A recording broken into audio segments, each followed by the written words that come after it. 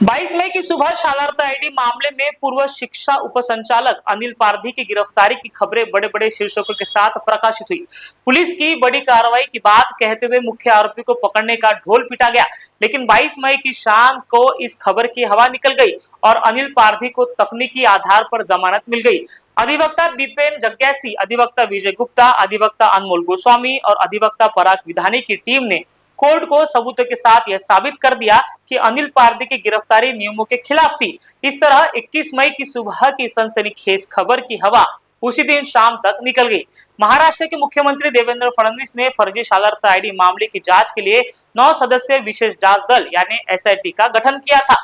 SIT के गठन के बाद इसके सदस्य साइबर पुलिस के निरीक्षक बड़ीराज सुतार ने पूर्व शिक्षक उपसंचालक अनिल पारधी को गिरफ्तार किया और कोर्ट से 5 दिन की हिरासत की मांग की। उन्होंने दावा किया कि आरोपी ने 81 से अधिक फर्जी शालार्थ आईडी बनाए थे और संबंधित सबूतों और अन्य सह अभियुक्तों की जांच के लिए 5 दिन के पीसीआर जरूरी है। हालांकि अधिवक्ता दीपेन जग्यासी और उनकी टीम ने कोर्ट को यह साबित कर दिया कि पुलिस ने अनिल पारधी की गिरफ्तारी नियमों से बाहर जाकर की थी, जिसके बाद कोर्ट ने अनिल पारधी को जमानत दे दी।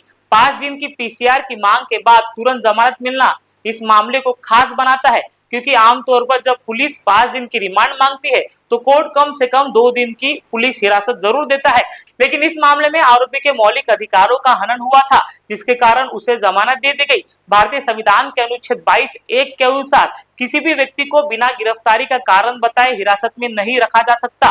साथ ही सुप्रीम कोर्ट के विहान कुमार बनाम हरियाणा राज्य के निर्णय में कहा गया है कि गिरफ्तारी का कारण आरोपी और उसके परिवार को लिखित रूप में सूचित करना अनिवार्य है।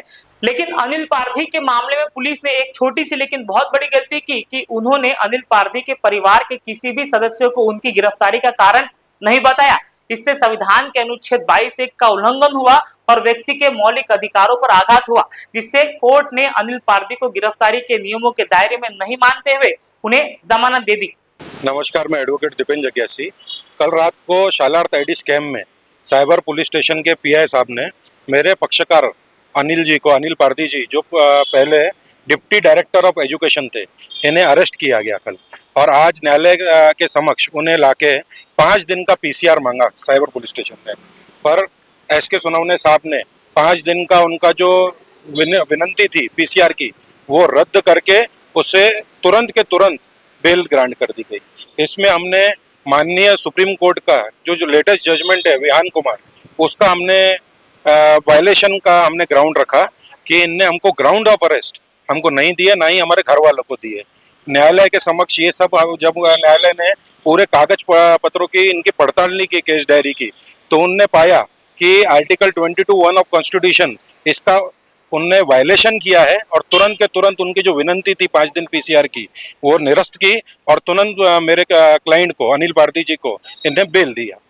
किस तरह से इल्लीगल अरेस्ट किस तरह से किया गया? देखिए, माननीय सुप्रीम कोर्ट ने Vihan Kumar versus state of Haryana इसमें लॉ लेट डाउन किया है कि आरोपी को जिस समय अरेस्ट किया जाता है तुरंत के तुरंत उसको ग्राउंड्स ऑफ अरेस्ट उसको बताना चाहिए, और ना ही उसको सिर्फ उसके परिवार वालों को भी बताना चाहिए कि आपको किस ग्राउंड पे अरेस्ट किया गया है।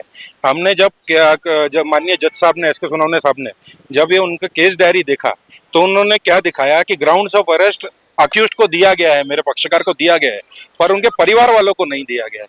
तो सुप्रीम कोर्ट की गाइडलाइंस के हिसाब से कि अगर इसका वायलेशन होता है तो अरेस्ट ही पूरी इलीगल हो जाती है और कस्टोडियल रिमांड नहीं दिया जा सकता उसमें।